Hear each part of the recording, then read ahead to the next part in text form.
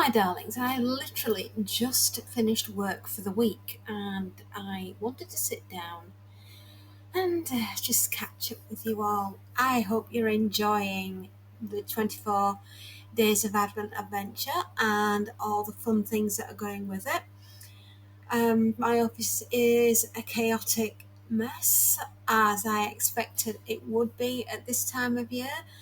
Getting customers sorted is similar to herding cats. We are getting there. Yeah, but today's subject, the 80s. What I loved about the 80s. And it's been brought about by nostalgia of Ready Player One, of which I have done today's book review. This is the handbook to the 1980s. It truly is. And I love it. I love everything about the 80s. I was so privileged to grow up in the 80s. I really was. Yes, it was a struggle. Of course it was. We're Gen X. Would we expect anything else? No. But it was a lovely time to be alive and a freeing time because we weren't attached constantly to one of these. The closest thing I got to phoning my parents from was a call box or a phone box, and you put your 10p in and then you dialed your number. Right? And that's how it worked.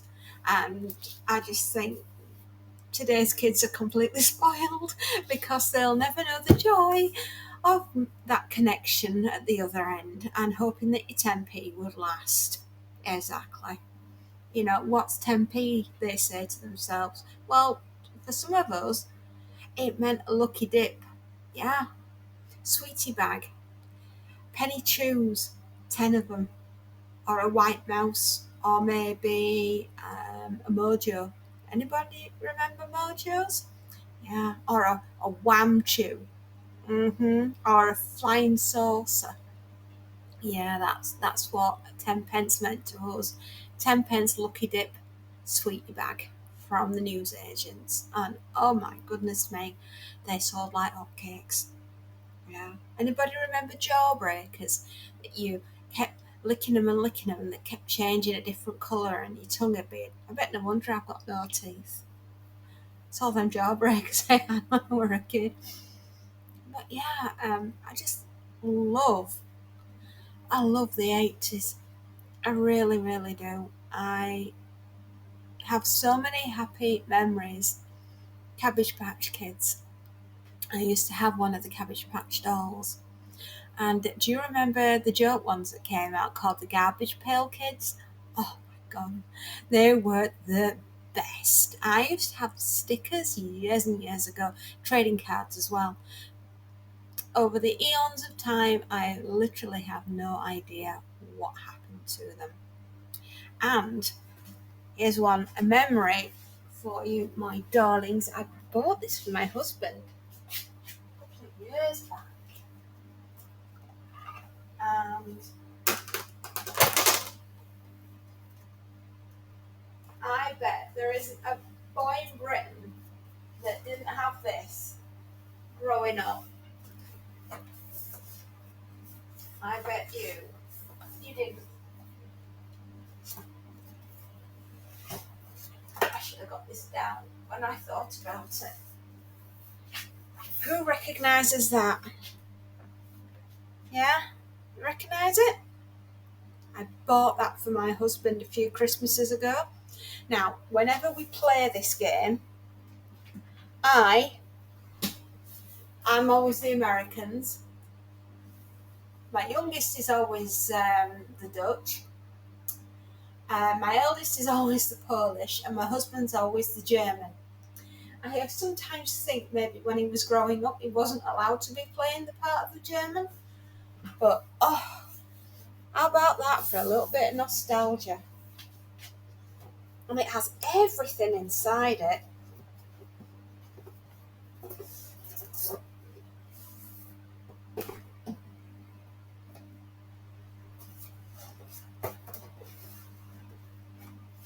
Hey, is that bringing back happy memories, everybody? I don't know if I can.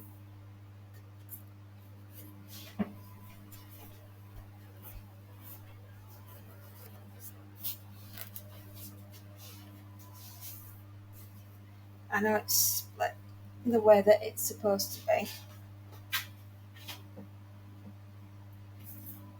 But yeah, there you go. Yeah, you remember that? We're big board game players in this family. Yeah, very competitive family.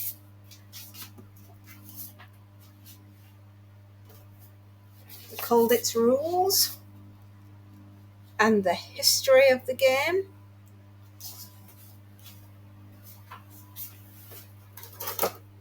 Playing cards.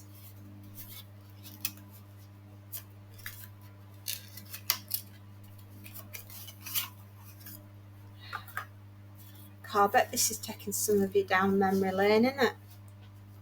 Yeah. There we go. Yeah. Then you flick them over. There we go.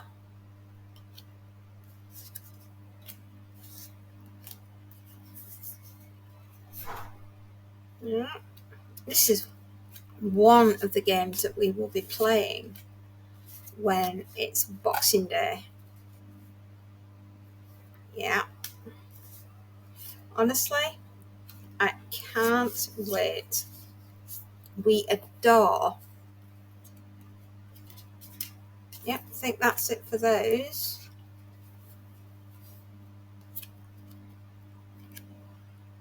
Hang on. There we go. We didn't love a game of Called It.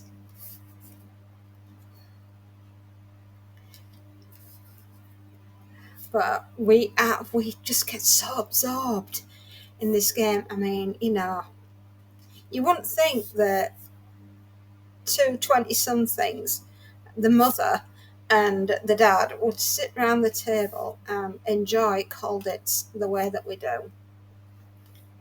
But we do. And as I said, we are an incredibly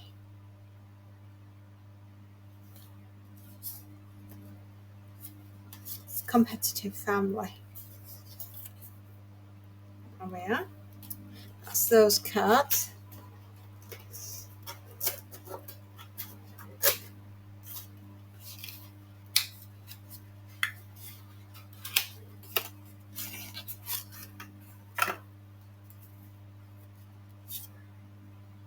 Do or die.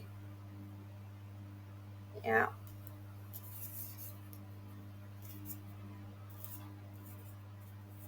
Oh, wow. I forgot how much fun this game was. We only get it out once a year.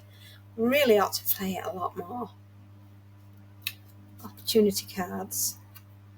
Officers' quarters.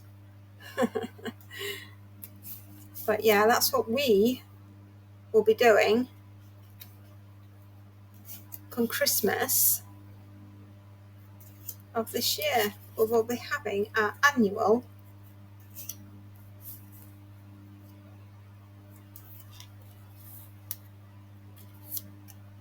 game.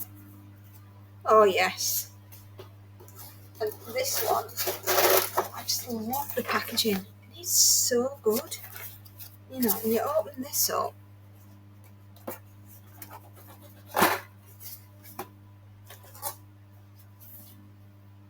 right, got your markers and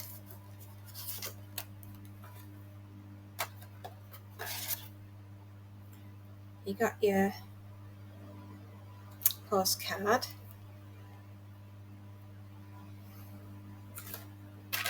and then all your different characters, and obviously the black ones are the Germans. But yeah, we absolutely adored this game.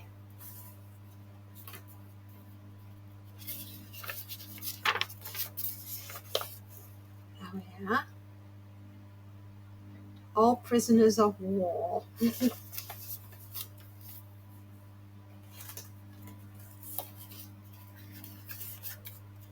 And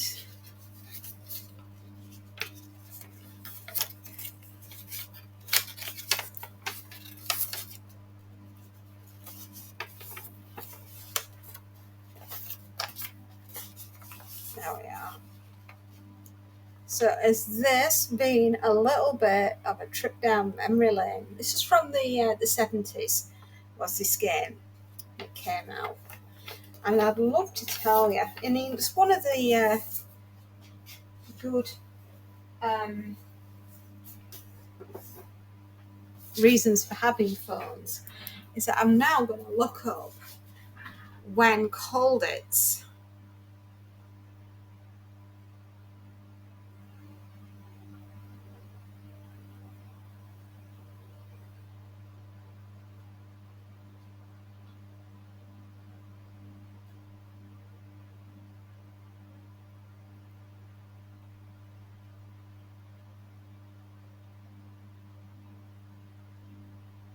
$1973.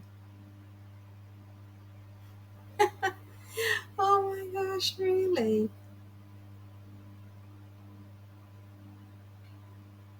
Yep, 1973. So it's a few years before, it was 3 years before I was born, was when this game came out. But oh my goodness me, these are so much fun. It's just the best strategy game going. I mean, they're just fantastic. Every little detail. Yes, it costs an absolute packet. You're looking at, what did I spend on this? About 50 quid. £50 in a board game. But we get an awful lot of joy out of it over Christmas. And yes, we should play it more often, but I have to do it when the girls are home and we're all present. And sometimes that isn't until Boxing Day. Yeah, I know. But it's something that we look forward to as a family. And I guess that's what this little thing is all about loving the 80s and growing up. And in the 80s, growing up, what I've created with myself and my children and my husband wasn't present when we were growing up. We, as a family, my mum and dad and my sister, we would not have sat round a table playing a board game, and we wouldn't have interacted much as a family, apart from when we had to go around to see relatives and things like that. You can see why my parents got divorced, which was another quite common thing in the 80s. Don't fall for the adverts that everything was a nice, happy, cosy little family. Far from it. My mum was career driven. My father was bothered with his career as well. And us kids, we just bounced along the sides. Sure, we were bought board games, we were bought computer games, we were bought things like that, but they wouldn't exactly sit down and play them with us, not like how it is within my family. And upstairs in our front room, we have a cupboard. I'm not joking, it is dedicated to board games of every type you could imagine. We've got Monopoly in there, we've got Cluedo, we have Scrabble, we have Pictionary, playing cards coming out of our ears, Snap, Exploding Kittens. If you've never played Exploding Kittens, play Exploding Kittens. It's just phenomenal. It's the funniest card game going. Double. Double is a brilliant one if you're in a restaurant and you're in between courses, because it's a really quick game. everybody in the family can play it. And if you're on holiday, just sit there afterwards, just playing double. Uno. Who hasn't had a game of Uno? That is hysterical. The more you drink, actually, in this family, and then you try and play Uno, it just goes wild. It really does. Snakes and ladders, yeah. Tiddlywinks, I know. Oh, just awesome. And many other games I've got upstairs. But as a family, on over the Christmas holidays, we will get board games out. We will sit and play together as a family. And I've done that with my girls from when they could physically understand how to play board games, because I just think it is so important to have that time with your children. There's lots of time you spend with your children. You can be reading to them, you can be um, engaging with homework with the children, and going to the movies, going out and walk, whatever it is that you do with your kids. And those are all things that I do with mine. But we are a board game family. Like I said, utterly competitive family as well. We love to play. We do. It's us. And as much as I love the 80s growing up, but I never had that as a child. So, me wanting that for my children, I made it a priority that I would do that with my girls. And it's something that my husband and I have always done. Even my husband growing up didn't have that playing time with his parents, and he's a boomer. And yeah, I married a boomer, I know. And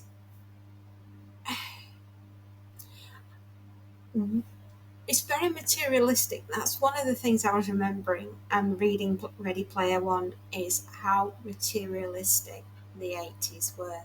You could have all the gadgets, you could have all the toys and the cool clothes, and go to see the best movies. And the movies in the 80s were the best. They actually had storylines and decent actors. Yeah, I know. Back to the Future wouldn't have been without Michael J. Fox, would he not? Ghostbusters, Slimer. I loved Slimer. He, my favourite. Yeah. And the marshmallow, the Stay Puft guy right at the end when he's trying to eat. Yeah. There is no Dana. There's only Zool. I know. I know. I loved things like that. Instant pop culture, The fight between Pepsi and Coca-Cola. Which one was the best? Well, it's obviously Coca-Cola. It still is. 7 Up. Or were you a Sprite girl? Well, I like them both. And Crusher milkshakes with the strawberry juice. Oh man, I milkshakes were the best. Nesquik, yeah, hot chocolate. You know, you get puffed marshmallows, some peanut butter. You could put peanut butter and marshmallows together, and you get a sandwich called a fluffer nutter. I know, it's one of the coolest things going. I have so many happy memories of playing outside a lot in the 80s. And your parents just wanted you out from under the feet and playing outside. Well, boy, did we get a lot of outside time. And you'd go home when the street lights went on. Yeah, you know if we got soft drinks and things like that, we'd probably gone to Wimpy.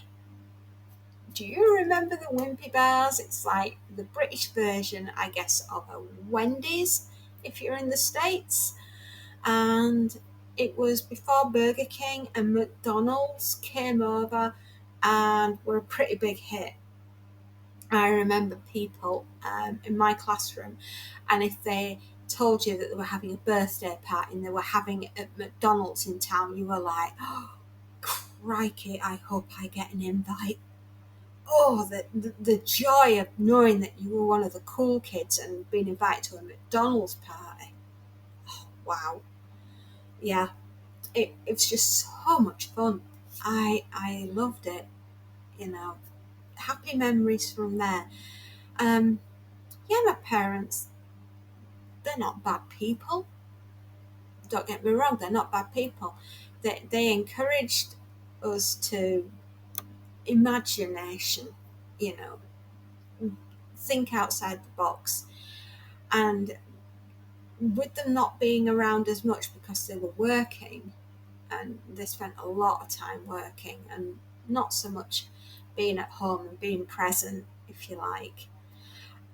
It meant we were left to our own devices, and we'd just go out and play with our friends. We'd get on the kitchen phone because there's always a phone in the kitchen, and you'd call your mates, and then you'd meet down the rec or the park, and you'd just go and spend the day playing. And you'd not think about being hungry or anything like that until it was like about 4 or 5 o'clock. You think, like, you know, we better get home for his dinner, if you like, or his tea, as we used to say, because we're from Yorkshire, so we weren't right posh when we were growing up.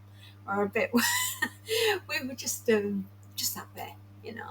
Hey, ma'am, what's for tea? I still get my darling daughters going, Mum, what's for tea tonight? I said, what do you mean? What's for evening meal, Mummy?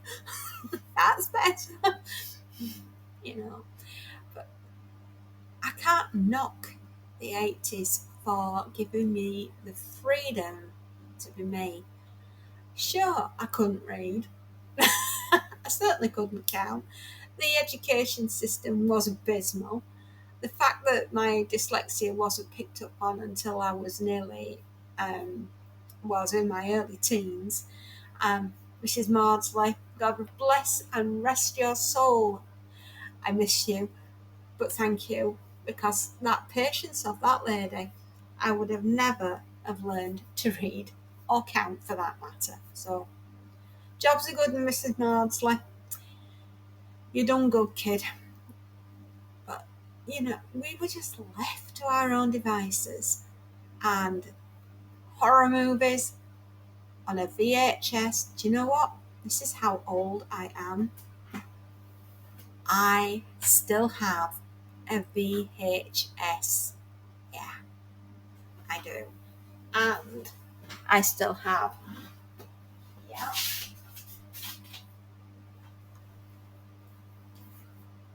one of my favourite horror movies is a Robert Englund, and it is The Phantom of the Opera.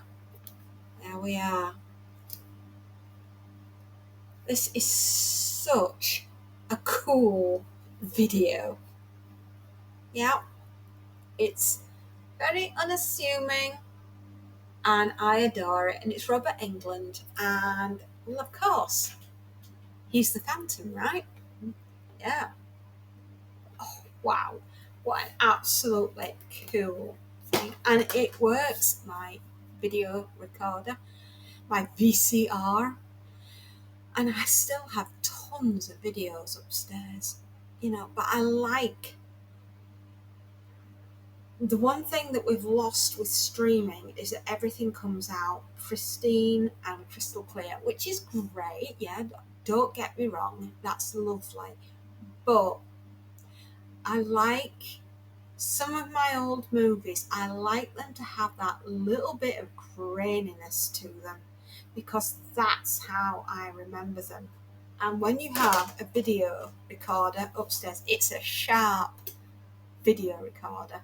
Yeah. And you put one of these in, it's instant nostalgia. Yeah. So 80s horror movies. you'd wait till your parents were asleep, right? And do you remember when BBC Two used to do a double bill? I think it was either on a Friday or a Saturday night, and it was just fantastic. They did the Universal Monsters one year, and then we started clocking up. And I think they put the Omen on, and you know, I'm just trying to think.